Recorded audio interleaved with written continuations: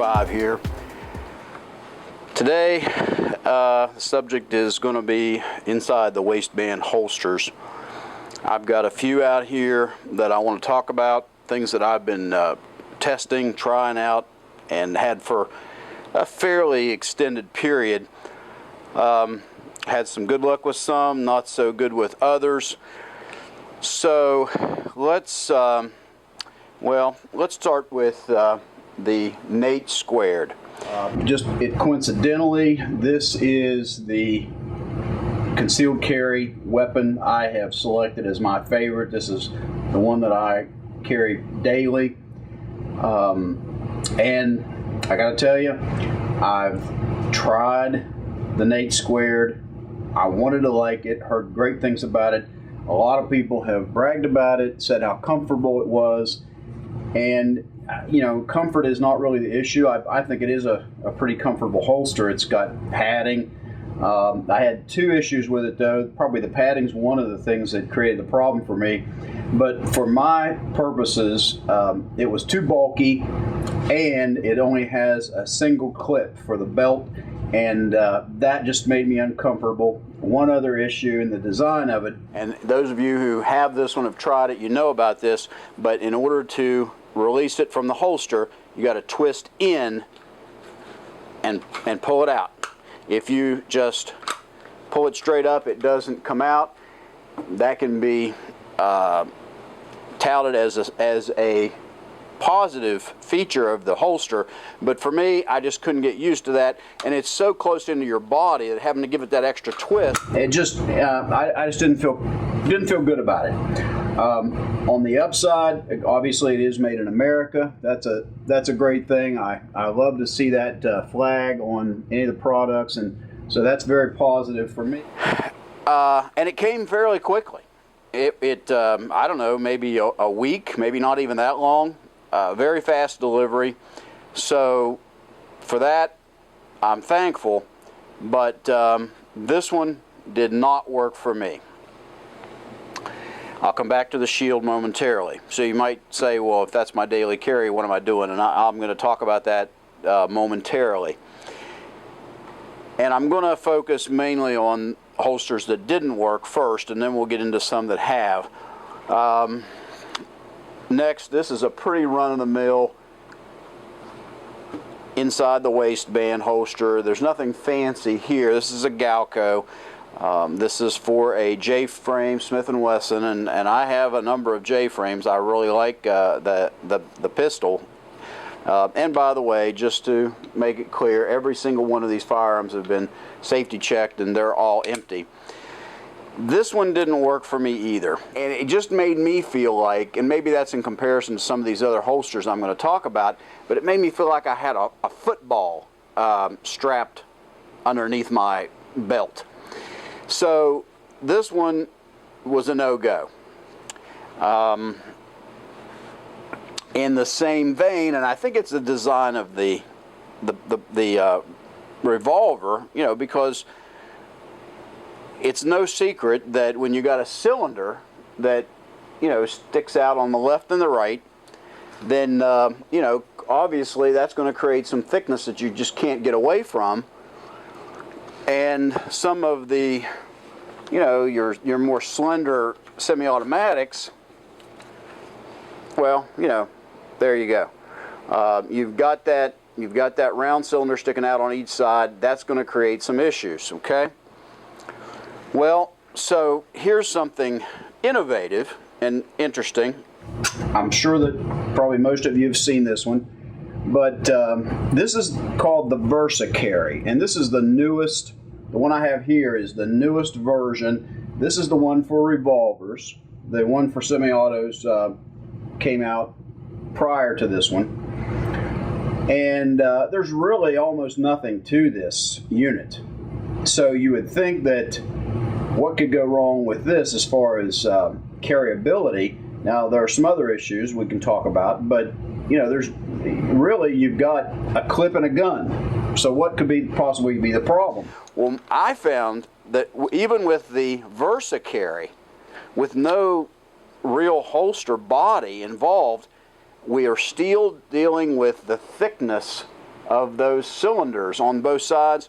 So even this setup just felt too bulky on my belt. I couldn't deal with this. This did not work for me. Okay.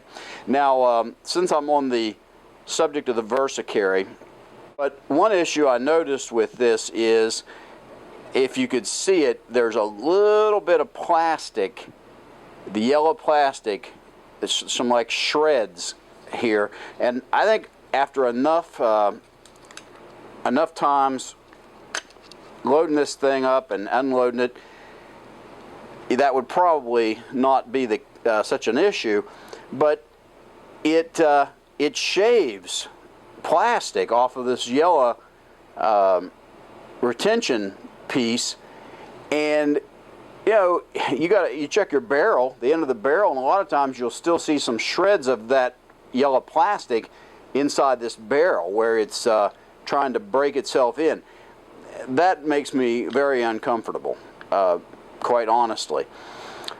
Now, the other big drawback to the Verscarry in general is the fact that, and I'm going to get to the semi-auto version in a few minutes. I was actually very happy with that. We'll get back to that. But it doesn't matter whether it's the revolver or the semi-automatic version. There's nothing really there except a little piece of plastic, the clip, and the gun. And so that makes for a pretty lightweight and very concealable package. But here's the issue with this thing. And this basically goes against a primary principle with at least our NRA training. That is that if you have to remove this from your, I say holster, it's not really much of a holster, but if you have to draw the weapon, you have to take this off of your belt and put it back onto the gun before you can put it back into its concealed mode. You cannot, when you withdraw, normally when you withdraw from a holster, and that's one of the nice parts about the ones that have the Kydex, if you have to reholster, it's rigid, it goes back in, no issues there. But with this particular device, once you withdraw that, this is on your belt, you have to take this part off of the belt, put the gun back on the Verscarry, and then put it back inside of your waistband. To me, that is a big disadvantage. Set that aside for a moment. Now let's move on to a couple of top-of-the-line inside the waistband holsters.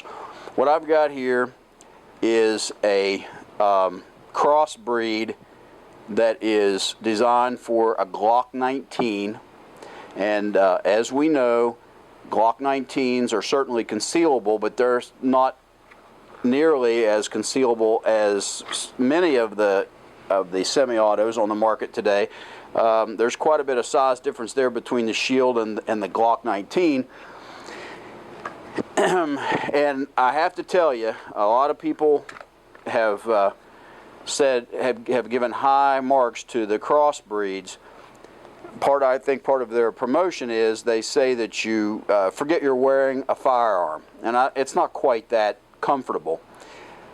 But I will say that with this Crossbreed holster and even wearing the Glock 19, it is one of the most comfortable rigs I have ever had on. It's very concealable. No one can tell that I'm concealed carry.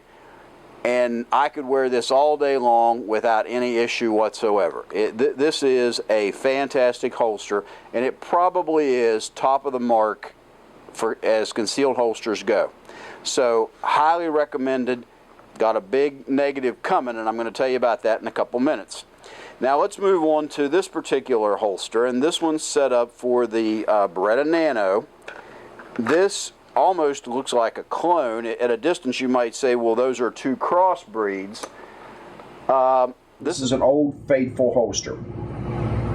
They are rather new on the market. Haven't been around nearly as long as the Crossbreeds. I think they jumped in after the popularity of concealed carry exploded, and I'm not sure how long they've been around. I'm not going to guess, but not as long as Crossbreeds.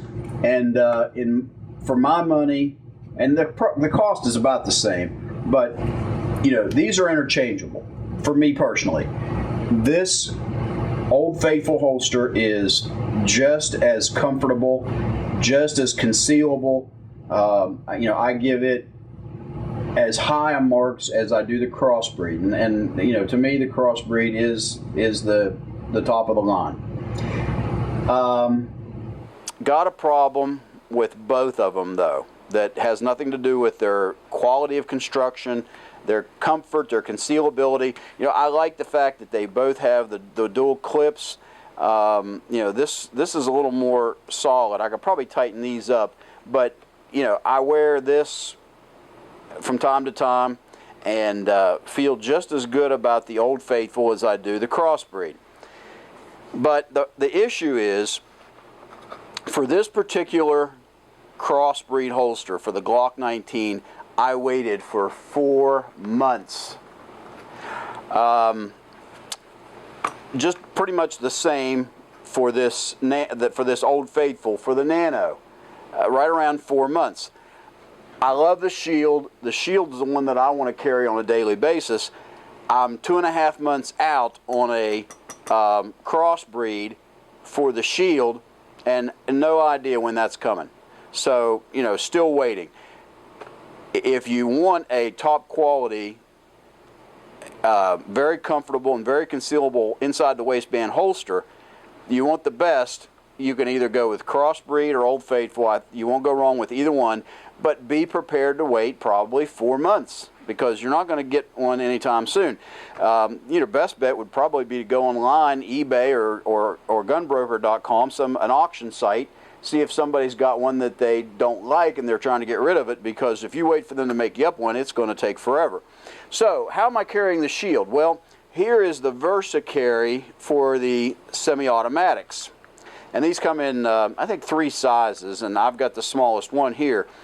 But I have been carrying the Shield, even though it has the drawback of, if you withdraw it from the unit, you got to take this off. Take this off your belt to put it back on, but I'm lucky I haven't had to withdraw my weapon since I've been carrying this, so and I'm going to take that chance. But this thing just disappears. It really doesn't matter what I'm wearing, because really you've got not much more than just a gun and a plastic clip, and that's all you've got.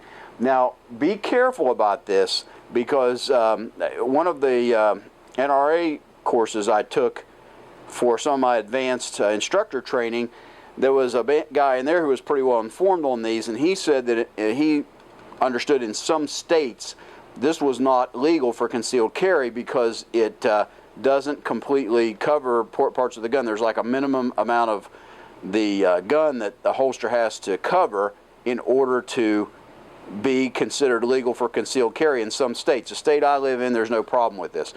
But, check your local laws.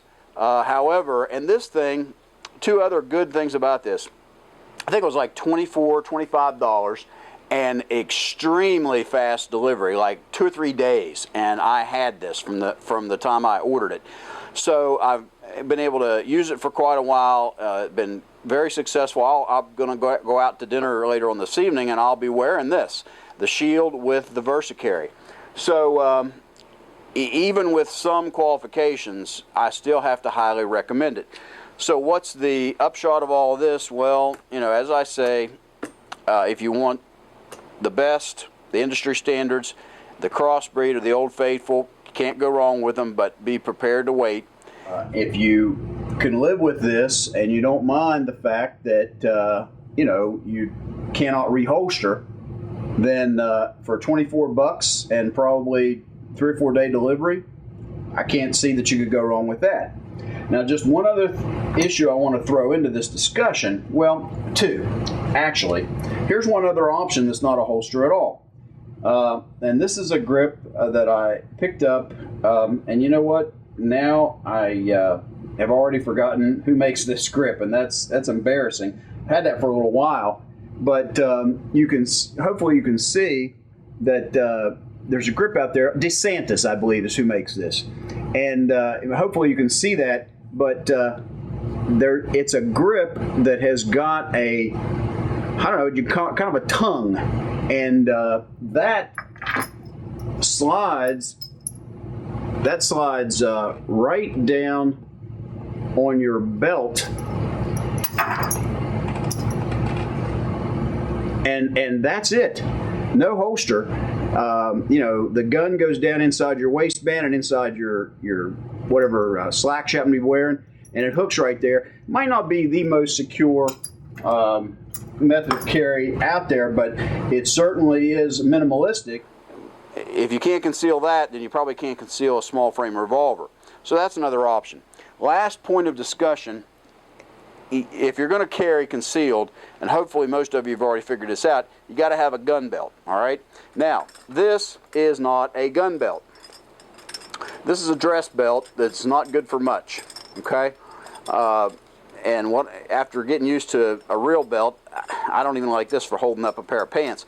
But, you know, don't go out concealed carry with something like this flimsy thing that won't hold up any weight. If you're going to conceal carry, get yourself a gun belt. Now, this particular one is from a company called Dowtech. This is called the Bull Belt. And, you know, it's, well, they call it double thickness leather, but of course it could be 3 or 4 times the thickness of that other flimsy thing I just showed you. But this thing is very substantial. It will not buckle on you, even if you've got a fairly large frame weapon attached to it. This will hold up, and this will support the weight. So please, if you're going to conceal carry, invest a little bit of money. And there's a lot of manufacturers out there that make these. I do like the Dowtech Bull Belt, and I've got 2 of these.